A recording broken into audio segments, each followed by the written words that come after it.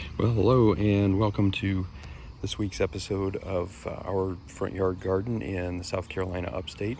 This is episode 20 for the year 2024. It's the longest day of the year, June 21st. You can hear a locust in one of the trees down at the end of the street. And it's also the first day of summer, so why not do a garden video today? It seems like a perfect time. It's been an absolutely beautiful day, very hot as you would expect in the summertime in South Carolina.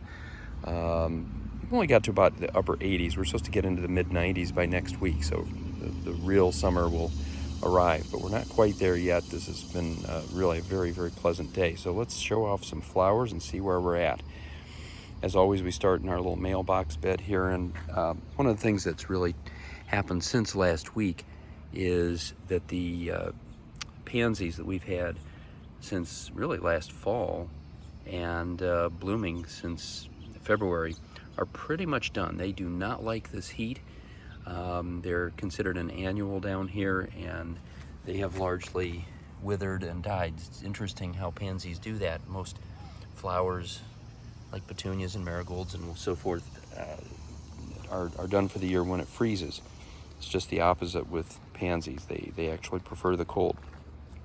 But in their place, we have a lot of vinca that are really doing well now, progressively growing bigger and bigger. These red ones we had bought at Walmart or one of the box stores earlier in the spring and put them in. But at the same time, we have quite a few vinca that are still coming up.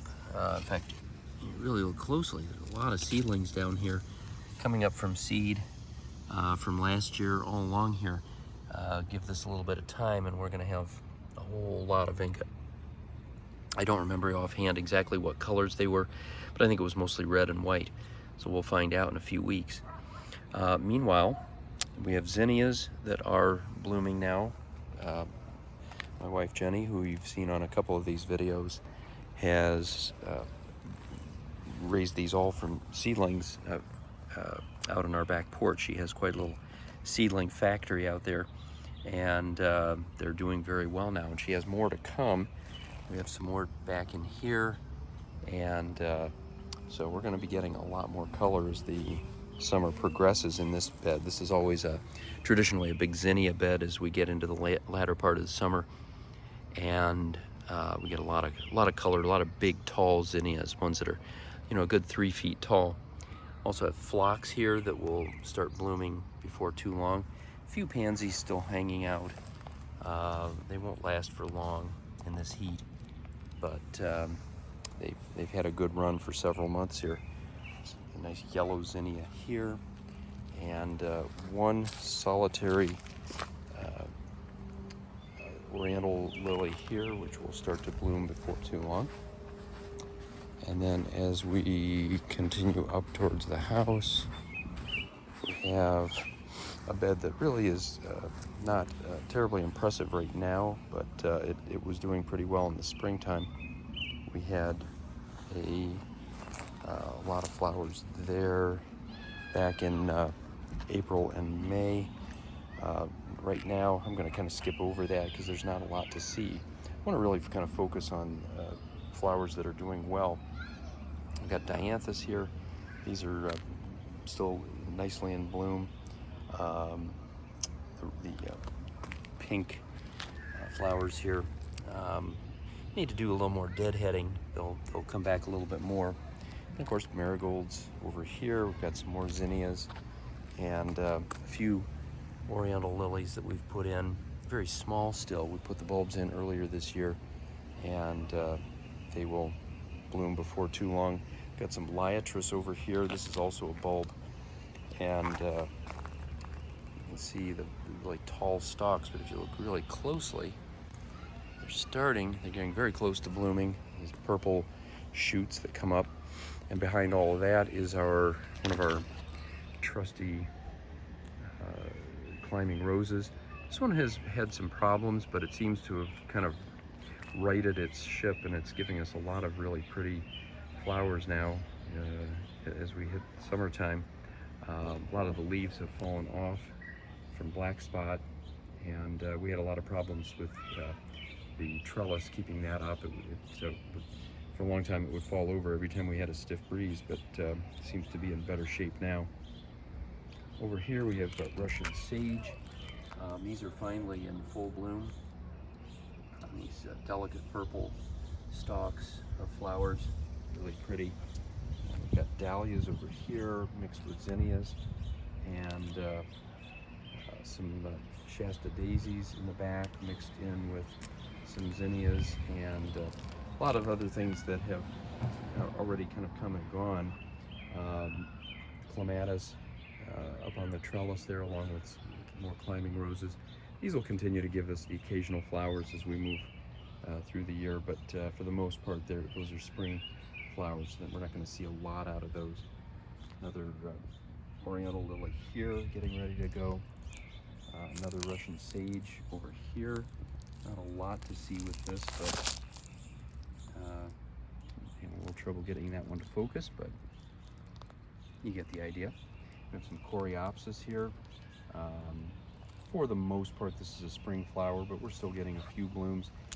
It'll continue to give us color as long as we deadhead it, but we have had a little trouble keeping up with that because there's so much else going on. Here we have hydrangeas. These have already peaked, which is kind of sad because we're just getting into summer now. The bright color that we had seen in past episodes is largely gone. It's starting to dull down, and these will retain their color for another few weeks. It'll just slowly get duller and duller, and eventually it'll just be big brown seed pods. These are left over from last year, but for the most part, the plants are very healthy. They get direct sun, while these get a little more indirect sun, and these have done a little bit better, although they are fading as well. The nice mix of pink and blue that you tend to see with these. While we're up here, I'm going to just show off real quickly our citrus plants. We have an orange tree here. There's not a lot to see with these. They certainly have not flowered much. The orange has not flowered at all. We have two Meyer lemons down here, rather small, that we got at box stores, about $25 a piece. They've put out a few flowers, but no fruit yet. So we'll just keep watching them, keep watering them, fertilizing, and see what happens. This one is a traditional lemon. It did put out some flowers earlier in the year, but again, no discernible fruit. This is about the only thing left right now. The flowers are all pretty much done. One little sort of pre-lemon there, but it didn't get fertilized, so it won't really turn into anything. It'll just fall off on the ground since it's not fertilized. But they're nice greenery for our front porch, and that's always welcomed. So we keep them around. And last week I cleaned them off. They had a little bit of a mite infestation and little mite webs kind of all over them. So I got some Dawn dish soap and cleaned them off, and that did a nice job. It's a little bit time consuming, but they look much healthier now as a result. Now we're going back to hydrangeas in this bed. We have the only ones in our yard that are purple color, really beautiful purple color. A little harder to see because of the angle of the sun right now, but these are gorgeous. We just put these in a couple of years ago, so they're not as big as the others that we have, but they are very pretty indeed. We have hostas here that have kind of peaked now. This bed is primarily a spring bed. We have our butterfly bush here, primarily a spring flowering bush. Needs to be cut back. We've got as many dead branches as we do live branches on this, so we need to do some serious work on that. And then we have our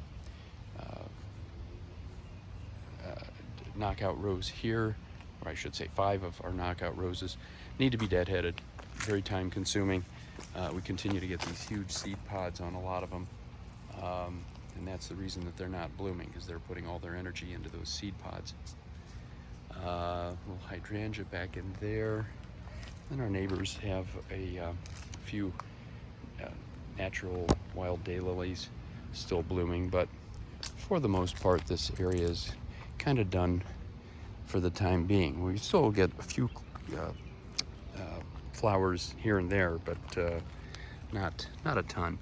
Got one daylily that's just kind of coming up out of nowhere back in here, but for the most part this is an iris bed, and of course, as irises tend to be, it is primarily spring related. Here, another bed that is probably half spring, half summer. We've got vinca around the edge, and then we have a lot of monarda here, these red, sort of peculiar looking flowers. They look a little haggard right now. They didn't do so well in the beating sun today, so they typically look a little bit better than this. Also known as bee balm. They'll probably last for another couple of weeks before they're done for the year. Lots of oriental lilies back in here and Asiatic lilies, so we're still going to get a lot of flowers before long. Some still blooming from the first round. Nice, beautiful, hard to get back in here, but nice, beautiful lily here, and a little lighter color here, more of a maroon color. But we're going to get a lot more. And then daylilies, we have this particular variety, sort of dark red and yellow. And then we have this series of knockout roses, 3 different colors. Again, something that needs a little bit of TLC. For the most part, knockout roses don't need a lot of care, but in this case, they have tended to get infested with Japanese beetles, and so we've put a lot of 7 powder on them, and it looks like the Japanese beetles are largely gone now thanks to that. That's why you see kind of the white residue on a lot of the leaves, and that's just 7 left over. But if we do get the chance to deadhead these, I think we'll get a lot of flowers later in the summer. Down here we've got some more daylilies, ones that I have tended to show off quite a bit. I think this is my favorite. Really ornate, beautiful, almost Victorian looking color. Nice bright orange one here, and then coming back around, more oriental lilies getting ready to bloom before too long, and more monarda. So that's pretty much it for our front yard.